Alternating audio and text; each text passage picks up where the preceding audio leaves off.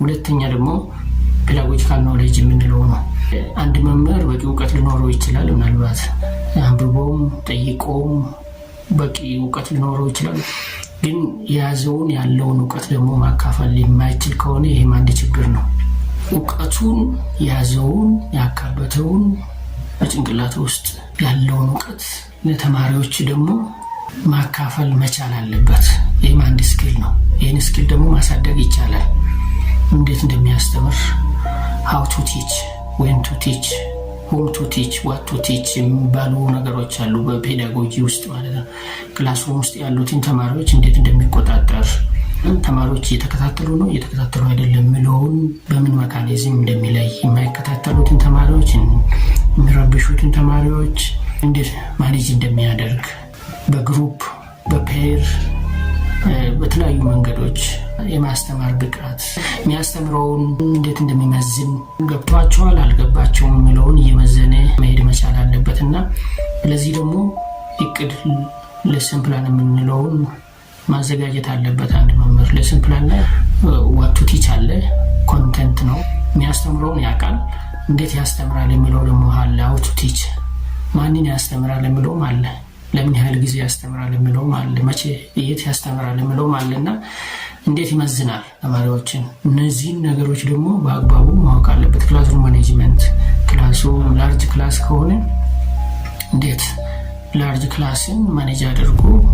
በተገቢው መልኩ ሊያስተምር እንደሚችል ይህን ሊያውቅ ያስፈልጋል። ተማሪዎች ደግሞ በእውቀታቸውም በቅልጥፍናቸውም በተሳትፏቸውም አንዱ ከሌላው ይለያልና ልዩነት አላቸው። ጎበዝ ተማሪ፣ ፈጣን ተማሪ አለ፣ ሚዲየም አለ እና ስሎው ደግሞ አለ። አክቲቭ፣ ሚዲየም እና ስሎው የምንላቸው አሉና እነዚህ ተማሪዎች እንዴት ሊያስተምር ይችላል? ለርኒንግ ስታይላቸው ይለያያሉ። ተማሪዎች የተለያዩ ለርኒንግ ስታይሎች አሉ። እነዚህን ለርኒንግ ስታይሎች አስቀድሞ መምህሩ ማወቅ አለበት። ገና ወደ ክፍል ሳይመጣ ማቀድ ያለበት እነዚህ ሙሉ ለርኒንግ ስታይሎች፣ ሁሉም ለርኒንግ ስታይሎች ክላስ ውስጥ ካሉ እንዴት አንድ አድርጌ ማስተማር ይችላል የሚለውን አስቦ መምጣት አለበት። ለዛ ነው እንግዲህ አስቀድሞ መዘጋጀት የሚያስፈልገው። ሁም ቱ ቲች የሚለውም የሚያስፈልገው ማወቁ ለዚህ ነው። ማንን ያስተምራል? ተማሪን ነው፣ ሰውን ነው የሚያስተምረው፣ ኦብጀክትን አይደለም። ሰው ደግሞ የተለያየ ፍላጎት አለው። እነዚህ ሰዎች የተለያየ ለርኒንግ ስታይሎች አሏቸው። እነዚህ ለርኒንግ ስታይሎች እንዴት ማኔጅ አድርጎ ሁሉም በሚጠቀም መልኩ ሊያስተምር የሚችለው የሚለውን ማወቅ አለበት። ክላስሩም ማኔጅመንት፣ የሚረብሽ ተማሪ እንዴት ማኔጅ ያደርጋል? ጥሩ መምህር አስቀድሞ ስለነዚህ ነገሮች ዝግጅት ያደርጋል፣ ክላስ ከመጀመሩ በፊት ማለት ነው። እና ማንን ያስተምራል? ጥሩ መምህር ፊት እያየ ያስተምራል። እየተቀበሉ ነው አይደለም፣ እየተከታተሉ ነው አይደለም፣ ምን እየሰሩ ነው? ተማሪዎቹን አክሽን ሪሰርች ይሰራል ክላስ ውስጥ ማለት ነው። ምን አይነት ችግር ነው ያለው? ተማሪዎቹ ፊታቸው ምንድን ነው የሚያሳየው? ድካም ይታይባቸዋል? ተማሪዎቹ ሪላክስ እንዲያደርጉ እያደረገ ማስተማር ይጠበቅበታል።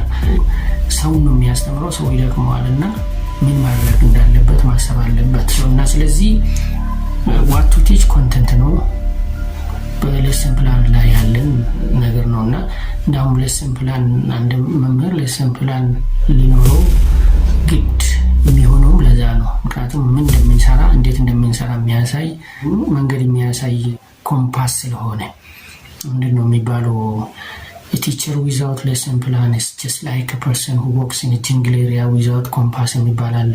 ሳስብ ትልቅ ጫካ ውስጥ የገባ ግን መውጫ መንገድ ወይ አቅጣጫ የሚያሳየው ኮምፓስ ከሌለው እንዴት እንደሚወጣ ምን እንደሚያደርግ ወዴት እንደሚሄድ ላያውቅ ይችላልና ሌሰን ፕላን ያልያዘ መምህርም እንደዛው ነው። ስለዚህ አንድ መምህር ጥሩ መምህር ለመባል ሌሰን ፕላን ያስፈልገዋል። በዛ ሌሰን ፕላን ላይ ግን ያለው ምንድነው?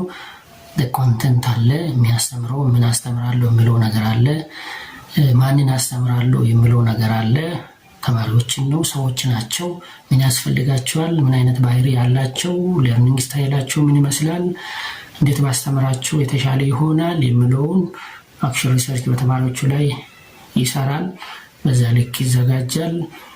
መቼ ያስተምራቸዋለሁ ይሄንም ማወቅ ያስፈልጋል። ለምን ያህል ጊዜ ያስተምራቸዋለሁ ይህም ያስፈልጋል እና እንዴት አስተምራቸዋለሁ የሚሉ እነዚህ ነገሮች እጅግ አስፈላጊ ናቸው እና እንደገባቸውና እንዳልገባቸው እንዴት ይመዝናሉ፣ በምን ይመዝናሉ የሚለውም በሌሰን ፕላን ውስጥ አለ።